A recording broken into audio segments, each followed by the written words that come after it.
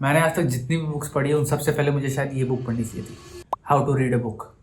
मान लेते तुम उन लोगों में से हो जो बुक रीडिंग शुरू करना चाहते हैं, पर तुम इस बात की फिक्र है कि तुम उस बुक को खत्म नहीं कर पाओगे, या फिर तुमने ऑलरेडी कोई बुक पढ़ रखी है जो तुम्हें लगता है कि तुम्हें पूरी समझ में नहीं आई। सच बताओ तो अच्छे रीडर्स के साथ ऐसा होता है, लेकिन इस बुक को रीड करने के बाद तुम किसी भी बुक को नहीं छोड़ दोगे।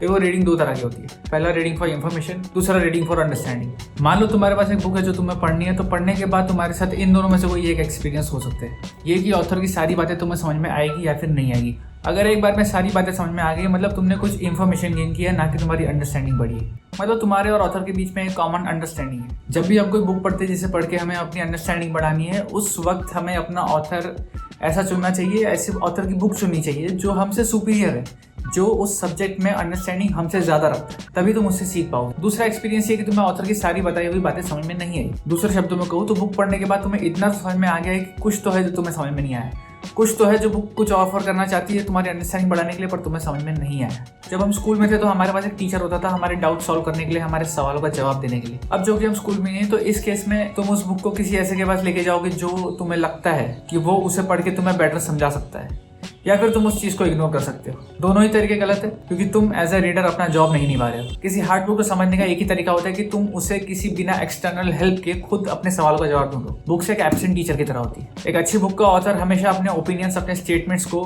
रीजन, प्रूफ्स और फैक्ट्स के साथ सपोर्ट करता है। तो अगर तुम्हारे मन में कोई भी सवाल आ रहा है तो उसका जवाब जरूर उस बुक में दिया होगा। देखो, 4 लेवल होते हैं रीडिंग के, एलिमेंट्री, इंस्पेक्शनल, एनालिटिकल, सिंटॉपिकल। इसमें से एलिमेंट्री रीडिंग में ज्यादा कुछ नहीं, बस तुम्हें रीड करते आना चाहिए जो तुमने स्कूल लेवल पे सीख रखा है। दूसरा लेवल है इंस्पेक्शनल रीडिंग। इसका मतलब होता है प्री रीडिंग। बहुत सारे लोगों को लगता है कि अगर तुम्हें किसी बुक को रीड करना है, तुम्हें बुक खरीद के उसका पेज नंबर 1 खोल के उसे रीड करना स्टार्ट कर देना है।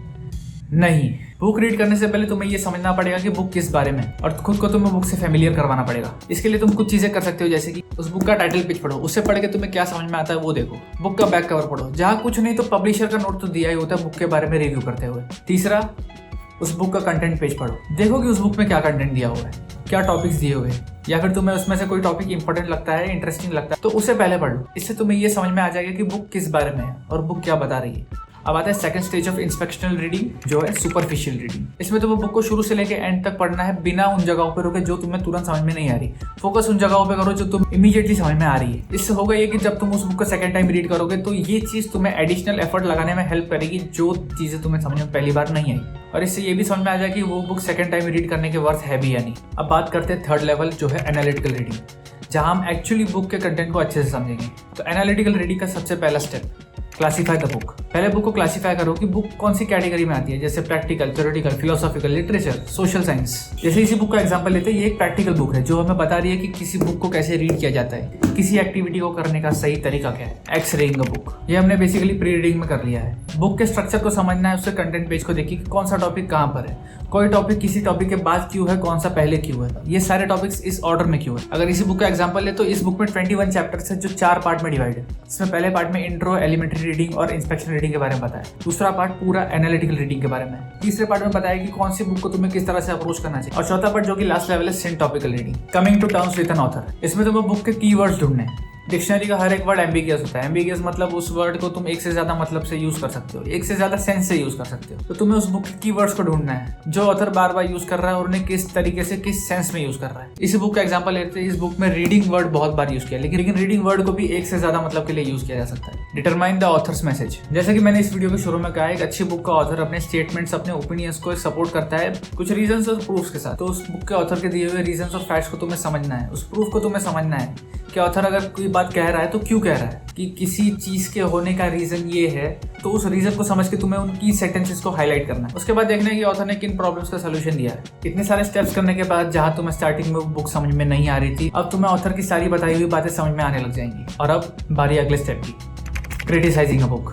किसी बुक को क्रिटिसाइज करने से पहले तुम्हें समझना पड़ेगा कि ऑथर ने क्या कहा है और क्यों कहा है। क्या ऑथर के दिए हुए आर्गुमेंट्स और रीजंस वैलिड है, क्या वो सच है, क्या वो आज के टाइम पे भी एप्लीकेबल है, या फिर ऑथर मिस इन्फॉर्म्ड है किसी चीज को लेके। इतना करने के बाद तुम्हें ना कि सिर्फ समझ में आ जाएगी कि ऑथर क्या कहना चाहते हैं या क्यों कहना चाहते हैं, लेकिन क्या ऑथर सही है, और ये करने के बाद हम रेडी अपने कंक्लूजन के लिए, अग्रीइंग और डिसअग्रीइंग विद द बुक।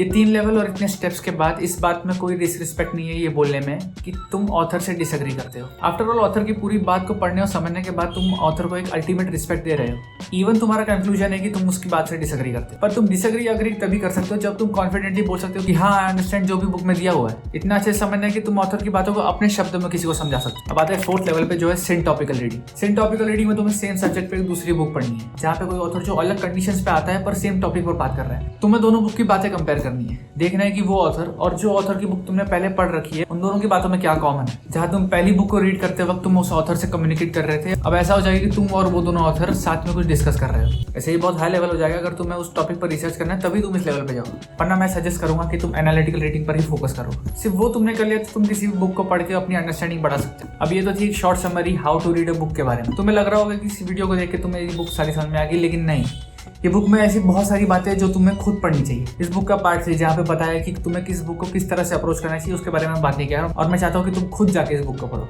ऐसी और वीडियोस आती रहेंगी, तब तक के लिए बने रहो। मिलते हैं अगले वीडियो में। This is Lalit Tiwari signing off.